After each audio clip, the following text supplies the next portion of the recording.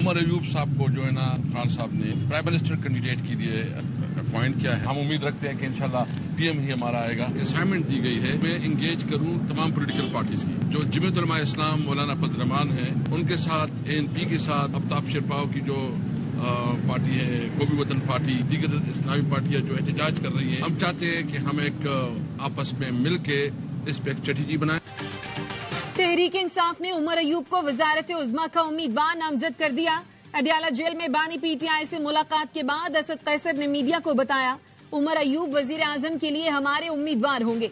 वजीर आला पंजाब के लिए अभी नाम पर बात नहीं हुई, बच्चा बच्चा जानता है हमारा मैंडेट चोरी किया गया। बानी पीटीआई आज शाम तक एहतजाज की तारीख देंगे। सियासी जमातों से राब्ते के लिए मुझे टास्क दिया गया है। हम चाहते हैं सियासी जमातों से मिलकर हिकमत अमली बनाएं। धांधली के खिलाफ एहतजाज करने वाली जमातों से राब्ता करेंगे।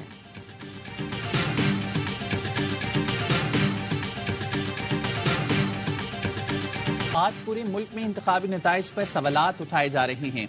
अगर ईवीएम होता तो ये मसाइल ना होते। सदर मुमलिकत डॉक्टर आरिफ अलवी का तकरीब से खिताब। इलेक्शन कमीशन ने NA-15 मान सहरा से नवाज शरीफ की दरखास्त खारिज कर दी। तहरीक इंसाफ के हिमायत याफ्ता आजाद उम्मीदवार शहजादा गस्त आसिफ खान को कामयाब करार दे दिया। इलेक्शन कमीशन ने NA-128 लाहौर से ऑन चौधरी की जीत का नोटिफिकेशन वापस ले लिया। मौलाना फजल रहमान से सवाल किया, बताएं ऑपोजिशन कहना चाहते हैं या रेट बढ़ा रहे हैं। शौकत यूसुफजई बोले, इलेक्शन में धांधली नहीं धांधला हुआ। शुक्र है मौलाना की आंखें भी खुल गईं, काश ये पहले खुल जाते। लेकिन मुझे लगता है उनको कश्मीर कमेटी मिल गई तो वो राजी हो जाएंगे।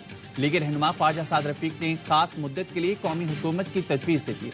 कहा, मौशी बहरान, सियासी तनाव और तलखियां कम करने के लिए अना और जिद के बुत तोड़ने हों।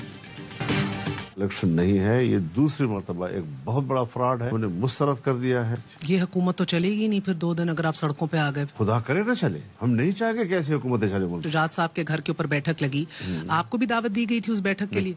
जिस पार्टी को हम समझ रहे थे कि वो हमारी बेसिक अलाई के तौर पर इलेक्शन हम लड़ेंगे, उन्होंने हमें हकारत के साथ मुस्तरद कर दिया। पीटीआई और JUI किसी एक नजरिए पर इकट्ठे हो जाते हैं तो हर्ज क्या है।